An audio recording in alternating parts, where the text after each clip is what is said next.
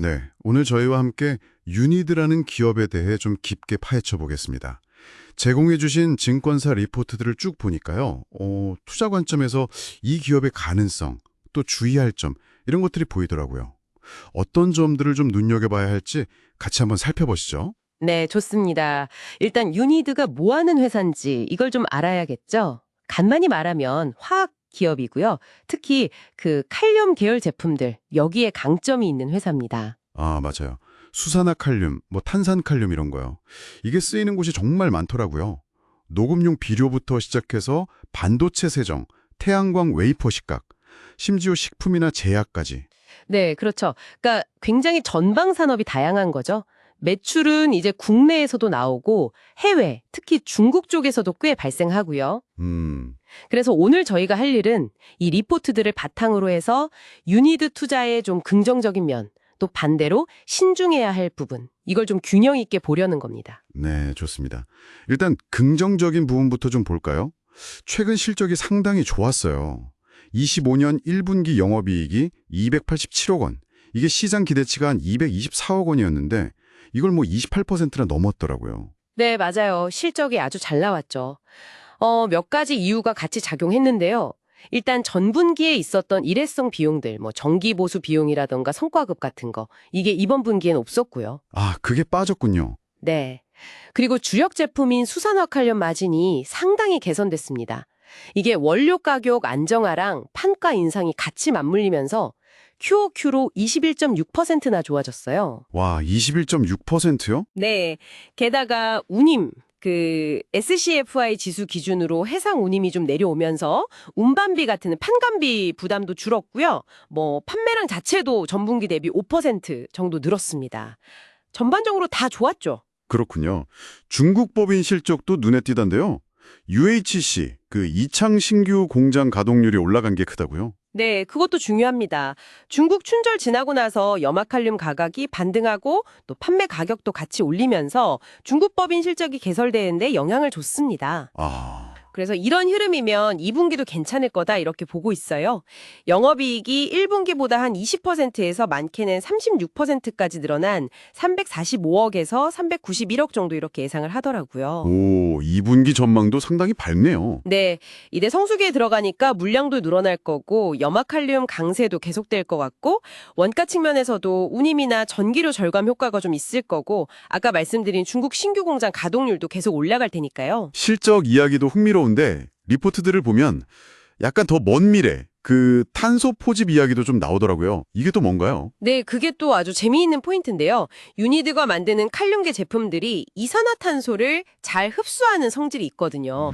그래서 이걸 탄소 흡착제로 쓸 수 있다. 이런 가능성이 제기되는 거죠. 아, CO2 흡착제요? 그렇죠. 이게 왜 중요하냐면 지금 미국에서 탄소 포집 기술이나 시설에 세액 공제를 주는 정책, IRA 45Q 같은 거요. 이걸 확대하려는 움직임이 있잖아요. 심지어 최근 상원 초안 보니까 EOR, 그러니까 석유 더 뽑아내는 기술에도 세액공제 혜택을 늘리는 안이 나왔더라고요. 네. 근데 이런 정책들 덕분에 탄소 포집 시장 자체가 커질 수 있는데 그때 유니드가 필수적인 소재를 공급하면서 수혜를 볼 수 있다. 약간 금광시대의 곡괭이와 삽 같은 역할이죠. 그런 기대감이 있는 겁니다. 아, 시장 성장의 수혜를 직접적으로 받을 수 있다. 그런 관점이군요. 생산 능력 자체도 늘었다는 점도 중요해 보이는데요. 맞습니다. 과거에 업황 좋았던 21년, 22년 이때보다 생산 능력이 약 20% 늘어서 연간 81만 톤 수준이래요. 그러니까 만약에 앞으로 업황이 본격적으로 좋아지면 이 늘어난 생산 능력만큼 실적 개선 폭도 더 커질 수 있다는 거죠. 그렇겠네요. 그래서 그런지 리포트들 보면 지금 주가가 PBR 0.5배 수준이다. 이런 분석이 많아요. 실적에 비해서 좀 싸다. 이런 이야기죠. 네, 그렇죠. 자산 가치 대비해서 절반 가격에 거래되고 있다는 거니까 실적 개선세를 감안하면 저평가 아니냐 이런 시각이 있는 겁니다. 자, 그럼 이제 좀 신중하게 봐야 할 부분도 짚어보죠. 아무래도 화학산업이니까 네, 맞습니다. 역시 가장 큰 거는 원자재 가격 변동성, 특히 염화칼륨 가격이죠. 여기에 실적이 민감하게 반응할 수밖에 없고요. 또 시장 사이클의 영향도 무시 못하죠. 리포트 보니까 염소 가격 약세가 좀 부담이 될 수 있다 이런 지적도 있더라고요. 물론 주력인 칼륨이 워낙 좋아서 상쇄될 거라는 전망이 많긴 하지만요. 네, 그것도 고려해야 할 부분입니다. 염소 쪽 수익성이 좀 떨어질 수 있다는 거죠. 그리고 아까 중무법인 이야기 나왔는데 UHSC 신규 공장 가동률 올라가는 건 좋지만 이게 완전히 안정화될 때까지는 좀 지켜봐야 해요. 초기 가동 비용이라든지 또 염소 가격 약세 때문에 혹시 적자가 날 수도 있거든요. 아, 운영 안정성 문제군요. 내수용이고 미국으로 가는 비중은 한 7% 정도로 낮아서요. 미중 무역 갈등 같은 외부 변수의 직접적인 영향은 좀 제한적일 거다 이렇게 보고 있습니다. 그렇군요. 어떤 리포트에서는 업황은 봄인데 주가는 아직 겨울이라는 표현을 썼던데 이게 딱 지금 상황을 말해주는 것 같기도 하고요. 네, 그렇죠. 실적은 분명 좋아지고 있는데 시장의 평가는 아직 좀 조심스럽다 이렇게 볼 수 있겠죠. 자, 그럼 슬슬 정리를 해볼까요? 오늘 유니드에 대해서 쭉 살펴봤는데요. 일단 최근 실적 개선세가 뚜렷하고 생산 능력도 늘어났고 또 탄소 포집이라는 새로운 성장 동력에 대한 기대감도 있다. 그리고 현재 주가도 밸류에이션 측면에서 매력적이라는 분석이 많고요. 네, 그게 이제 긍정적인 측면이고요. 하지만 동시에 그 원자재 가격 변동성 리스크, 또 염소 같은 일부 제품의 수익성 문제, 중국 사업이 완전히 안정화될지 여부, 이런 것들은 투자하실 때 꼭 신중하게 고려하셔야 할 요인입니다.